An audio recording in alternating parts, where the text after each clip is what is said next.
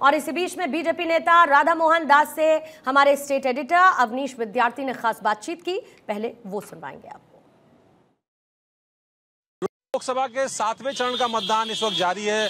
हमारे साथ बीजेपी के राष्ट्रीय महासचिव डॉक्टर राधा मोहन दास अग्रवाल, राज्यसभा के सांसद, वो गोरखपुर पहुंचे हैं मतदान करने के लिए। अब सब परिवार, समूचा परिवार जो है मतदान करके निकला है। अगर जिस तरीके से, और इस पोलिंग बूथ पर जनता भारती जूनियर स्कूल है जहां पर मतदान करने के लिए पहुंचे थे डॉक्टर राधा मोहन दास अग्रवाल।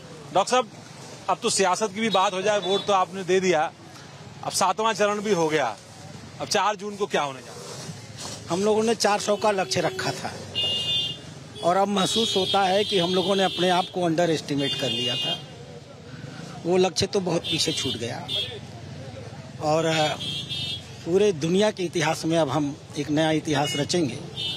तीसरी बार एक प्रधानमंत्री पहले से अधिक बहुमत से, ऐतिहासिक बहुमत से, न भूतो न भविष्यतः दोबारा प्रधानमंत्री बनेगा।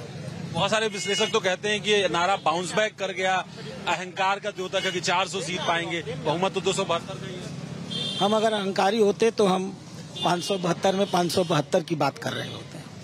कुछ सीटें हमने छोड़ी हैं विपक्ष के लिए। अगले चुनाव में जब 2029 में हम फिर मिलेंगे तो हम 500 से पार का भी नारा देने वाले हैं, वो चिंता न करें। प्रधानमंत्री की जो मौन साधना है, विपक्ष को ये भी नहीं पची और विपक्ष हमलावर हो गया कि भाई टीवी पे दिखने के लिए मोदी जी ने ऐसा कर दिया। हम उनके आभारी हैं। प्रधानमंत्री तो बोल नहीं रहे थे, उन्होंने इतना बोल दिया है कि पूरे देश का दिमाग और उसकी नजरें माननीय प्रधानमंत्री की मौन साधना पे लग गई है। 3 फैक्टर्स काउंट कर रहे हैं विपक्ष के लोग। एक तो जो मतदान कम हुआ है, दूसरा ये कह रहे हैं कि एंटी इनकम्बेंसी है, तीसरा कह रहे हैं संविधान बचाने की लड़ाई, ये साइलेंट वोटर विपक्ष के पाले में लोग गोलबंद हो गया है, तीसरा उनकी रैलियों में बड़ी भीड़ आई। देखिए, अभी आप यहाँ जो लोग मतदान करने आए हैं उनका सर्वे कर लीजिए। विपक्ष के मतदाता आपको नहीं मिलेंगे, तो आखिर हम अकेले कितना मतदान करवा देंगे? जब कोई उनका कार्यकर्ता उनके लिए मतदान करने को तैयार ही नहीं होगा तो मतदान प्रतिशत तो घट ही जाएगा। अकेले भाजपा के लोग मतदान कर रहे हैं। कांग्रेस और तथाकथित इंडी ठगबंधन के लोगों ने अपनी दुकान बंद कर दी है, घर में आराम से बैठे हुए हैं।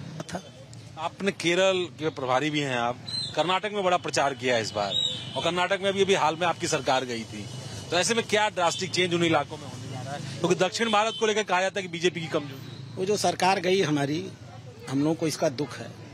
1 साल पहले की घटना है, लेकिन मैं 3 महीने वहाँ रहा हूँ जाकर के। अब स्थितियाँ बदल चुकी हैं। 28 में से 28 सीटें हैं। दावा कर रहे हैं नहीं, ये दावा नहीं, सच्चाई है। सच तो बोलना पड़ेगा। हम लोग भाजपा के लोग हैं, हमारी मजबूरी है कि सत्य को जनता के सामने रखें। तो 28 की 28 सीटें भारतीय जनता पार्टी वहां जीतने जा रही है। केरल का चुनाव में चुनाव के समय प्रत्यक्ष नहीं रहा हूं, इस नाते मैं बहुत टिप्पणी नहीं कर सकता हूं। धन्यवाद। ये थे डॉक्टर राधा मोहन दास अग्रवाल, राष्ट्रीय महासचिव, जिनका दावा है कि 4 तारीख को जब परिणाम सामने आएंगे तो बीजेपी एक बड़ी भूमिका में राष्ट्रीय विकल्प के तौर पर सामने आएगी और तमाम विपक्षी दावे धूल धूसरित हो जाएंगे। वीडियो जर्नलिस्ट रोशन करता हूं, न्यूज़ विद्यार्थी, गोरखपुर, 1224।